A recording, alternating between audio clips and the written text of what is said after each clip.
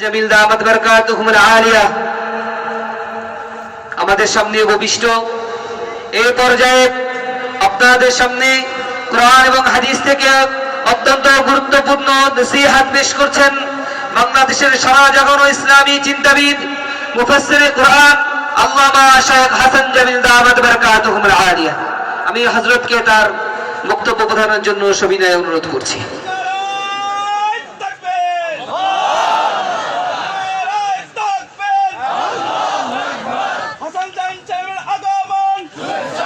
السلام عليكم ورحمة الله وبركاته. سبحانك لا علم لنا إلا ما علمتنا. رب اشرح لي صدري ويسر لي أمري.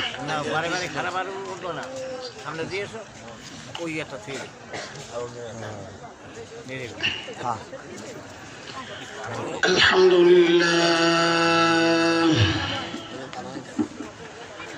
الحمد لله وكفى وسلام على عباده الذين اصطفى. أما بعد فأعوذ بالله من الشيطان الرجيم. بسم الله الرحمن الرحيم.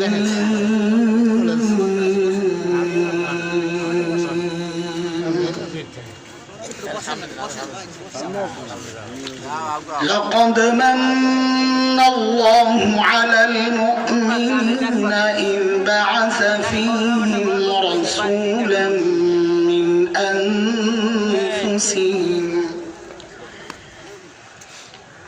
رسولا من أنفسهم يتلو عليهم آياته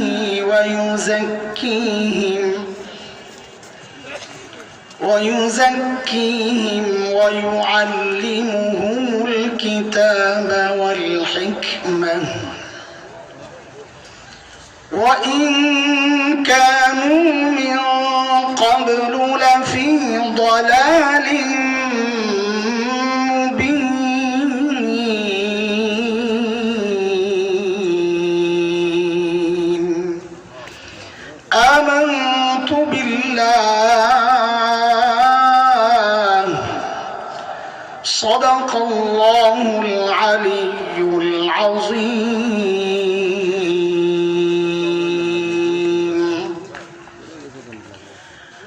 الجامعة الإسلامية খুলনা কর্তৃক আয়োজিত বার্ষিক ইসলাহি মাহফিলের মুহতারাম সভাপতি, উপস্থিত হযরত উলামায়ে কেরাম, মুরব্বিয়ানে আযম, দূর দূরান্ত থেকে আগত ইসলাম প্রিয় সুধী সমাজ, প্রিয় ছাত্র ভাইয়েরা, যুবক বন্ধুরা, পর্দার আড়ালের মা ও বোন, আল্লাহ সুবহানাহু ওয়া তাআলার অশেষ মেহেরবানি, করুণা, দয়া, যে মহান মালিক লাখো কোটি মানুষ থেকে বাছাই করে দিনই এই মজলিসে আমাকে আপনাকে আসার বসার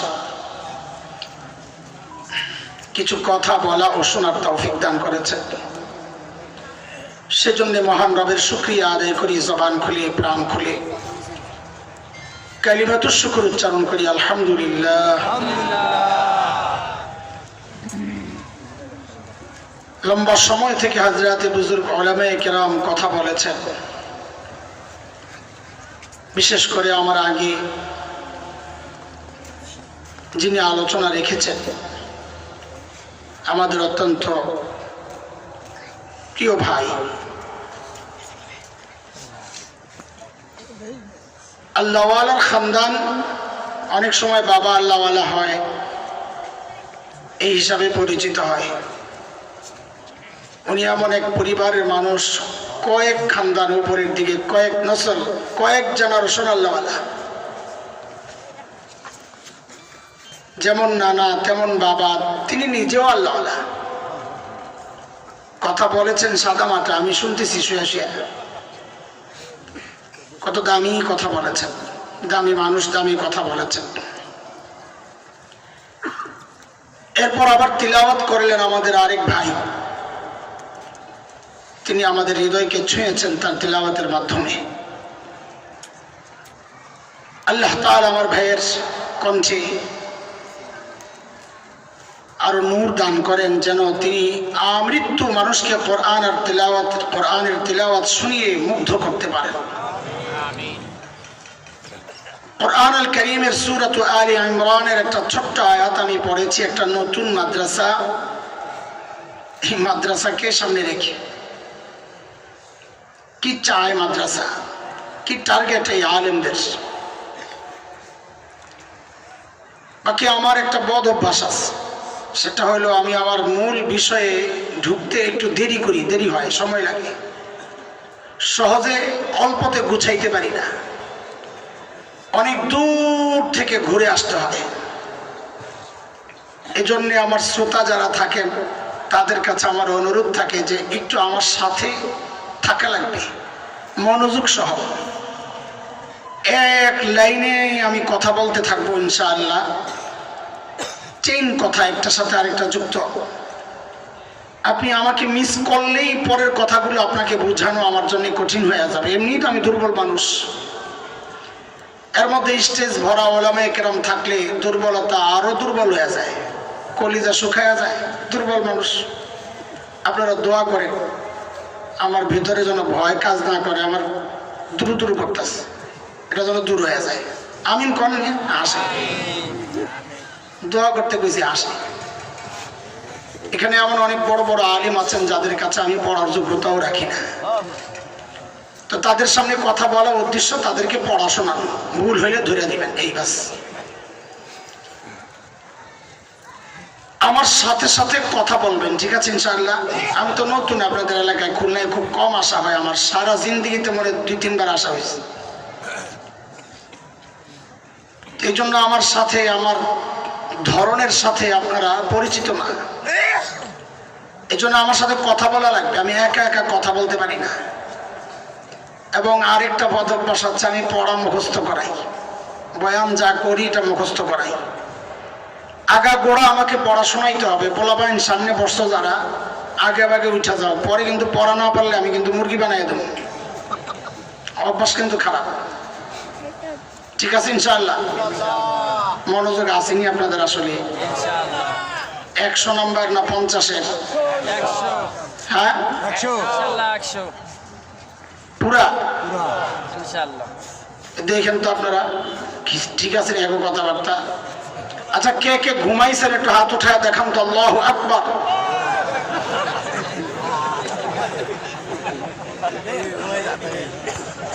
গতকালকে ঘুমাইছিলেন, মাশাআল্লাহ, ঠিক আছে। বেশিরভাগই মনোযোগী, 2-1 জন হাত উঠাইছে আর কি, তাও এখন আবার ব্যাখ্যা দেয় গতকালকে ঘুমাইছিল। দোস্ত, আল্লাহ সুবহানাহু ওয়া তাআলা জমিনে যত নবী পাঠিয়েছেন আলাইহিস সালাতু ওয়াস সালাম,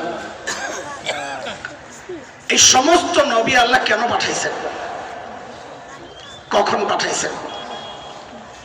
আল্লাহ তাআলা যখন দেখেছেন তার বান্দা ধ্বংসের খাদে চলে যাচ্ছে, জাহান্নামের রাস্তায় ছুটে চলেছে,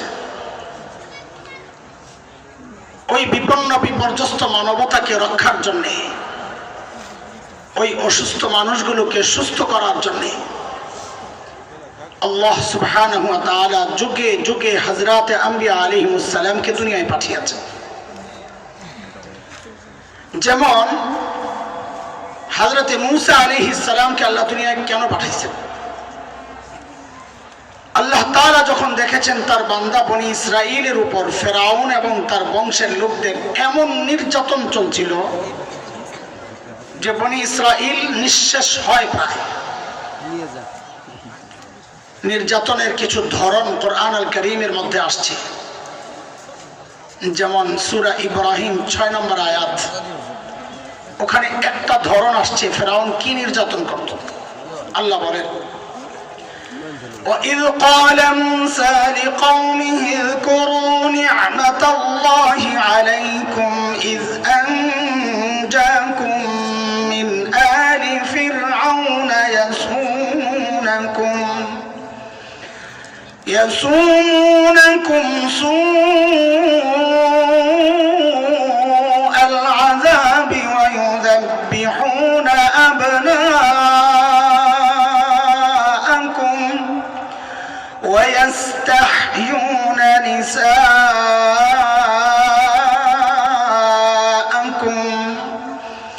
وفي ذلكم بلاء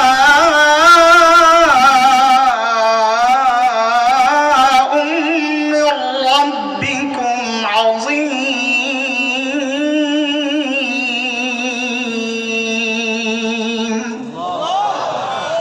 এই আয়াত আল্লাহ নির্যাতনের ধরন দেখাইছেন। ফেরাউন কি করত? যখন মেয়ে জন্ম নিত তো ফেরাউন বাঁচায় রাখত, কিন্তু যখনই ছেলে জন্ম নিত বনি ইসরাইলে তো ফেরাউন তার ক্ষমতা হারানোর ভয়ে ওই ছোট্ট ছোট্ট বাচ্চাদেরকে জবেহ করে হত্যা করত।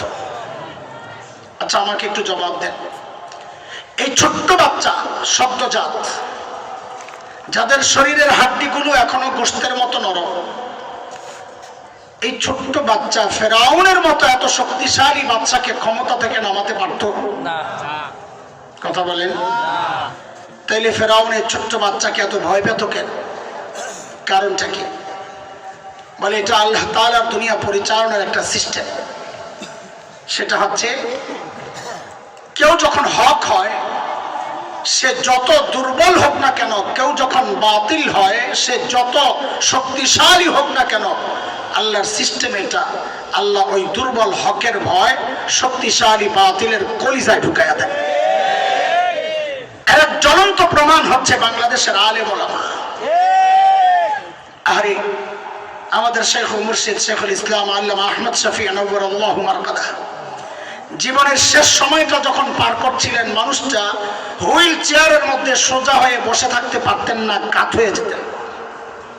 মুজাহিদে মিল্লাত আল্লামা হাফেজ জুনায়েদ বাবনগরী নওয়ারাল্লাহু মারকাদাহ মানুষটা সোজা হয়ে দাঁড়ায় থাকতে পারতেন না, পা কাজ করতো না। অথচ আমরা কি দেখেছি? এই দুর্বল মানুষগুলোর ভয়ে শুধু বাংলাদেশ না, সারা দুনিয়া থাকতো স্থির, কখন কোনটা ঘটায় দেয়। কেন? কারণ কি? কারণ হচ্ছে এই মানুষগুলো দুর্বল হলে কি হবে? মানুষগুলো যেহেতু হক ছিলেন, আল্লাহ এই দুর্বল হকের ভয় শক্তিশালী তাগুত আর বাতিলের কলিজায় ঢুকায় দিয়েছে। এই পর্যন্ত যা বলছি বুঝছেন নি আপনারা? আগানো যায় সামনে, চলেন। আমাকে দুইটা প্রশ্নের উত্তর দেন, তাহলে কথা সামনের দিকে আগানো যাবে। আচ্ছা বলেন তো, সর্বশ্রেষ্ঠ রসুল কি? এমন ভাবে বলতেছেন মনে হয় যেন ঠকে গেছেন না। এটা আমাদের গর্ব না? তো গর্বের কথা গর্বের মতো করে বলতে হয়, একটু শব্দযুক্ত করবেন। আমি এই যে সিপাস আবার একটু একটু কথা বাইর করি, তো এটার দ্বারা পুরো বক্তব্য চেঞ্জ হয়ে যায়। আপনি এই সর্বশ্রেষ্ঠ রসুলকে প্রশ্ন করলে খালি একটু আমাদের লাগাইয়া দিয়ে না, আমাদের যদি জিজ্ঞেস করা হয় সর্বশ্রেষ্ঠ রসুলকে, তো বলবেন আমাদের নবী। কি বলবেন? আমাদের নবী বললেই গর্বের একটা ভাব আসে। আপনি এবার রাতে শুয়ে শুয়ে চিন্তা করেন, এবার ঠিক করে বলেন সর্বশ্রেষ্ঠ রসুলকে। আমাদের রসুল সাল্লাল্লাহু আলাইহি ওয়াসাল্লাম। এখানে নাম্বার একটু কম পাইছেন। আরেকটা প্রশ্ন করবো, এখানে ফুল অ্যান্সার করতে হবে, তাইলে এভারেজে পাস করাইয়া দিব ইনশাআল্লাহ। আচ্ছা বলেন তো, রোগী যদি ছোট হয়, ধরেন এই যে আমার মতো গলা ব্যথা, এই ছোট্ট রোগের চিকিৎসার জন্য মানুষ কই যাবে? এলাকার ডাক্তার না দেশের সবচাইতে বড় ডাক্তার? ঠিক আছে, জবাব 100তে 100। কিন্তু রোগী যদি বড় হয়, তাও কি এলাকার ডাক্তারের কাছে যাবে না বড় ডাক্তার? কত বড় রোগী যত বড়, মানুষ ডাক্তারও তালাশ করবে। এই যে দুইটা প্রশ্ন করেছে, এই দুই প্রশ্নের জবাবকে একসাথে করে একটা নতুন কথা বের করেন। সেটা হলো, যেহেতু আল্লাহ তাআলা নবীদেরকে দুনিয়ায় পাঠিয়েছেন দুনিয়ার অসুস্থ মানুষের চিকিৎসার জন্য, তো বুঝতে হবে আল্লাহ তাআলা সর্বশ্রেষ্ঠ রসুলকে ওই যুগেই পাঠাইছেন যেই যুগের মানুষগুলো ছিল মানব ইতিহাসের সবচেয়ে জঘন্য আর খারাপ মানুষ। কেমনে বুঝলেন? বলে ডাক্তার যেহেতু সবচাইতে বড়, তো বোঝা গেল যে এই রুগীদের চিকিৎসার জন্য পাঠানো হয়েছে, ওরা রুগীও ছিল সবচাইতে বড়। সেই রোগীদের যুগটাকে ইতিহাসে বলা হয় আইয়ামে জাহিলিয়া। কি বলা হয়? বর্বরতার যুগ। বর্বরতার মাত্রা কত দূর ছিল কিরে ভাই? কয়দিন আগে শুনছি বসার চেয়ে দাঁড়ায়া যাওয়ার টিকিটের দাম বেশি, জানেন না? হাজির কথা, বসলে ব্যথা করে, দাঁড়ায় 200 টাকা, বসলে 100 টাকা। তোমরা কোন এলাকার থেকে আইছো তোমরা? হ্যাঁ,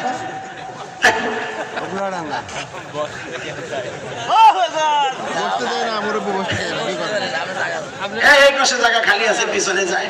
আসো ঘুরা ওই পাশ দিয়ে, আমার ডান পাশে আসো, তোমরা ডানপন্থী। একদম ঘুরা মিছিল সহ একদম আমার ডান পাশে চলে আসো। মাশাআল্লাহ, সুবহানাল্লাহ। একেবারে পিছনে রুমালওয়ালা দোস্ত, আপনি এদিক দিয়ে আসেন। এই ফাঁক পর্যন্ত আমি এদিকে তাকায় তাই কথা, আমার ঘাড় ব্যথা হয়ে যাবে। এদিকে লোক না থাকলে এদিকে তাকামো কেমনি? আয় তোরা মাদ্রাসাওয়ালারা পিছনে যাবিস। মুরগি বানাবো এই ডরে আর ভয় না, বলছি দেখি বানাবো নাকি? জালিম পরে এমনি আর আমার দাওয়াত দিব খুলনায়। আল্লাহ লা হাওলা ওয়ালা কুওয়াতা ইল্লা বিল্লাহ। সেই যুগটাকে বলা হয় বর্বরতার যুগ। আচ্ছা, বর্বরতার মাত্রা কত দূর ছিল যে ওদেরকে ঠিক করতে আল্লাহ সর্বশ্রেষ্ঠ রাসূল আনলেন? ইতিহাস পড়লে দেখবেন শরীরের পশম দাঁড়ায় যায়। আরে মানুষ এতটা খারাপ কি করে হয়? কি করত? একটা পয়সার জন্য মানুষ খুন করে ফেলত। মূর্তি পূজা এখন হয় কি হয় না? তখনও হতো। পার্থক্য কি? এখন মসজিদের মধ্যে মূর্তি রেখে পূজা করা হয়, অথচ তখন বাইতুল্লাহর পাশে কাবার চারপাশেই ছিল 360 মূর্তি। ঘরের মধ্যে আলাদা মূর্তি, মন্দিরে আলাদা। সফরে বের হলে বগলের নিচে করে ছোট একটা মূর্তি লয়ে লইত। কেন? রাস্তায় পূজা করার জন্য যদি আবার খোদা না পাওয়া যায়, বান্দায় খোদা পকেটে লয়ে ঘুরে। বুঝছেন না অবস্থা? জন্ম নিয়ন্ত্রণ এখন হয় কি হয় না? তখনও হতো। পার্থক্য কি? এখন জন্ম নিয়ন্ত্রণ হয়, পেটের মধ্যে বাচ্চা নষ্ট করা হয় অথবা আস্তি দেওয়া হয় না। আর তখন জন্ম নিয়ন্ত্রণ হতো, বাচ্চা হওয়ার পর দেখতো ছেলে না মেয়ে। যদি দেখছে ছেলে রেখে দিত, আর যদি দেখছে মেয়ে, এটা ছিল বাবার জন্য সামাজিক কলঙ্ক। আমি মেয়ের বাবা। ওই কলঙ্ক থেকে বাঁচার জন্য বাবা নিজ হাতে নিজের কলিজার টুকরা মেয়েকে জীবন্ত দাফন করে দিত। কুরআন আল কারীমের মধ্যে আসছে, সূরা যুখরুফে আসছে, 14 নম্বর পারার সূরাতুন নাহলে আসছে 58-59 নম্বর আয়াত। আল্লাহ বলেন, وَإِذَا بُشِّرَ أَحَدُهُم بِالْأُنثَىٰ ظَلَّ وَجْهُهُ مُسْوَدًّا وَهُوَ كَظِيمٌ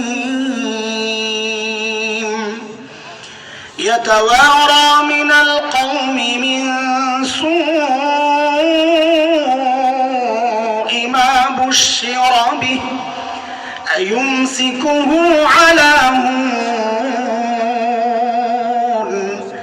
أَمْ يَدُسُّهُ فِي التُّرَابِ أَلَا سَاءَ مَا يَحْكُمُونَ।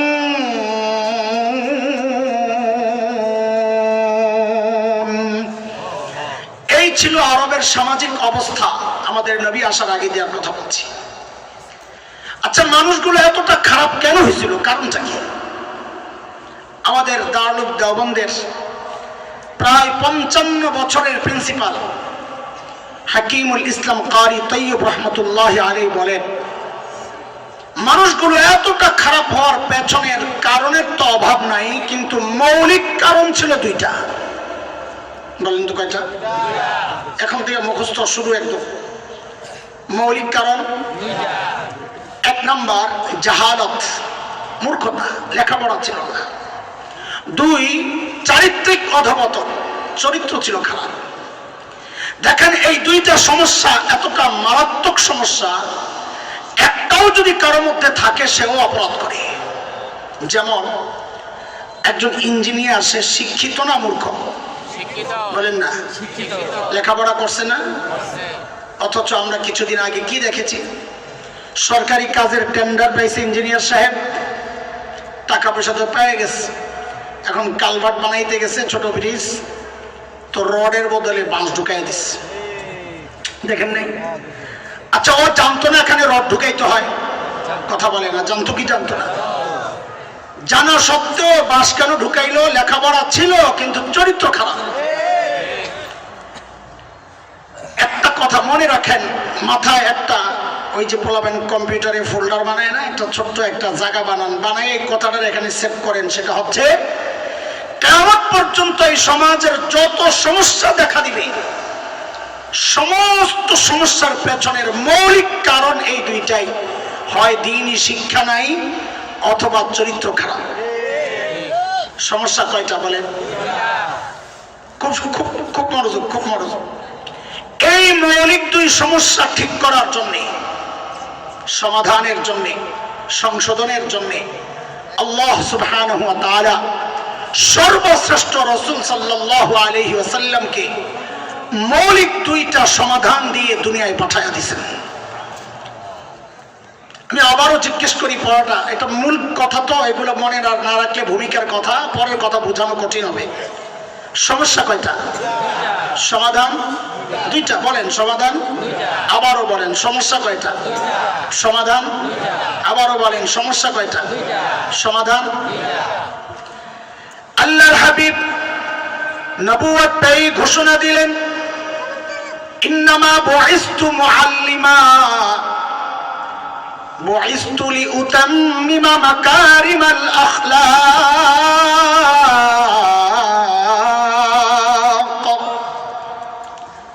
নবী ঘোষণা দিলেন, আল্লাহ আমাকে শিক্ষক বানায়া দুনিয়ায় পাঠাইছেন। কি বানায়া? আমাদের নবী কি ছিলেন বলেন? আল্লাহ আমার নবীকে শিক্ষক বানায়া কেন পাঠাইছেন? ওই যে দুই সমস্যার এক সমস্যা, জাহালাত, মূর্খতা, ওই মূর্খতা দূর করার জন্য। দুই নম্বর নবী বলেন, আল্লাহ আমাকে সর্বোচ্চ উন্নত চরিত্র দিয়ে দুনিয়ায় পাঠিয়েছেন। কেন? আমি যেন ওই বর্বরদের পেছনে মেহনত করে করে ওদেরকে মানব ইতিহাসের শ্রেষ্ঠ মানুষ বানাতে পারি। আবারও পিছনের কথা আমি শুনতে চাই। সমস্যা কয়টা? সমাধান। এবার একটু ছোট্ট করে বলেন, আমাদের নবীকে আল্লাহ কি বানাইয়া পাঠাইছেন? আমাদের নবী কি ছিলেন? যেহেতু মাদ্রাসার প্রসঙ্গ, আপনাদের যারা মাদ্রাসা ওয়ালা না, কিছু কথা আপনাদের কষ্ট লাগতে পারে। কি করবো বলেন? হ্যাঁ, খুব আগ্রহ নিয়ে বলতেছেন, বলেন না? আপনারা কি মনে করছেন আপনারা কষ্ট পাইলে আমি বলুন যে থাক, আমি বলুন না, এই আশাই নিয়ে বলছেন? দেখলাম আপনাকে ভাব, আপনারা কষ্ট পাইলেও বলবো, খুশি হইলেও বলবো। আপনাদেরকে খুশি আর কষ্ট কোনটার জন্য আমি এখানে বসি নাই, আমি বসছি আমার মালিককে খুশি করার জন্য। ঠিক আছে? দেখেন, আপনারা যারা মাদ্রাসায় পড়েন নাই, আপনাদের গর্বের উপলক্ষের শেষ নাই। আপনারা কেউ ডাক্তার, তার গর্ব; কেউ পিএইচডি করা ডক্টর, তার গর্ব; কেউ ইঞ্জিনিয়ার।